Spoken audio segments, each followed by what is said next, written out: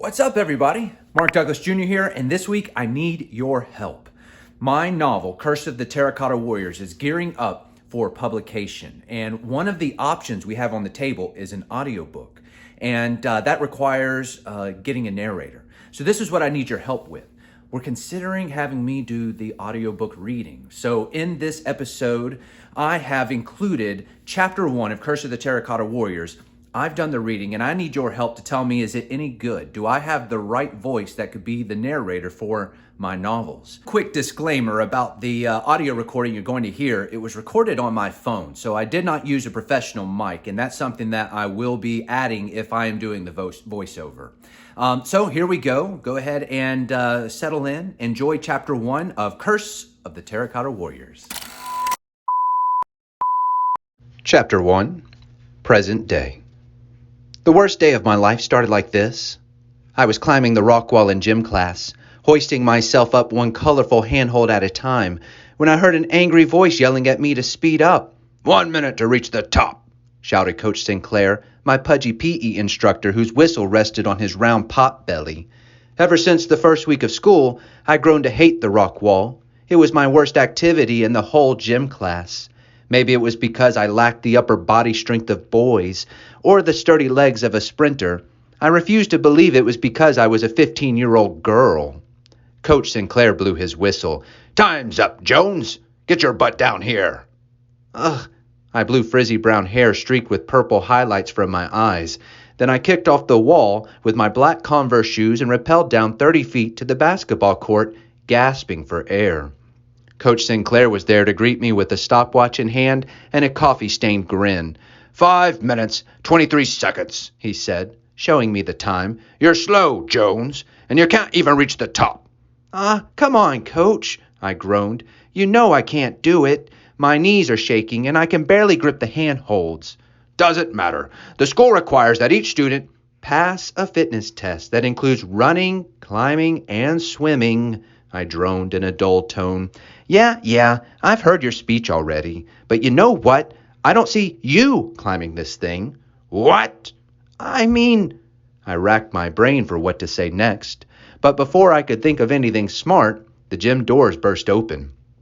Principal Watson walked in wearing a business skirt and blouse. 2 armed police officers joined her. Principal Watson looked around, her eyes settled on me, and she pointed. There she is. Her voice echoed across the spacious gym floor. That's Maddie Jones. The sounds of bouncing basketballs, jumping ropes, and gossiping stopped as students turned to stare at me. The police officers nodded to Principal Watson, then began walking my way. Oh no! What was this about? Did they find out it was me who stole the goats and put them in the school's library so they could eat all of the books? Or was it the issue with the front office's aquarium when the fish went missing and somehow appeared in bathroom toilets all over campus? I promised Principal Watson I had nothing to do with the incident, but apparently she wasn't convinced. What more did she want? The missing fish? I'd kept one. He was too cute to give back. The officers' shoes thudded against the court, their handcuffs clinking as they approached. I had to act fast. I wasn't going to juvie. Not again. I don't remember running, but the next thing I knew, I was sprinting to the girls' locker room where a back exit led to the outside tennis courts in the football field. One of the officers shouted, Hey, Maddie, wait! And he lunged to catch me. But I was too fast, and seconds later, my tennis shoes were kicking up grass and dirt as I sprinted across the football field.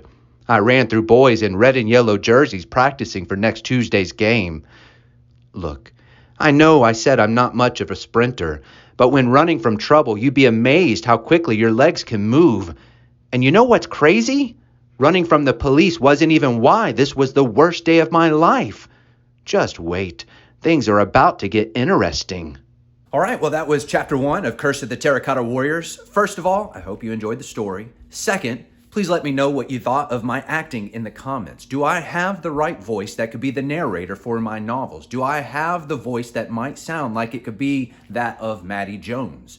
Please let me know what you thought of my pacing, my voiceover, my voices for my different characters. Any recommendations you can give me on how to improve would be so helpful. If you think I'm not good enough, now's the time to tell me. Please be honest. Do I need to really consider hiring an actress? All of this is helpful, so give me your feedback. I'd appreciate it. That's going to be it for this week's video. If you would like to learn more about my novels and just kind of stick around, then please hit the subscribe button, hit a like on this video. That's it for this week. You all take care. See you next time.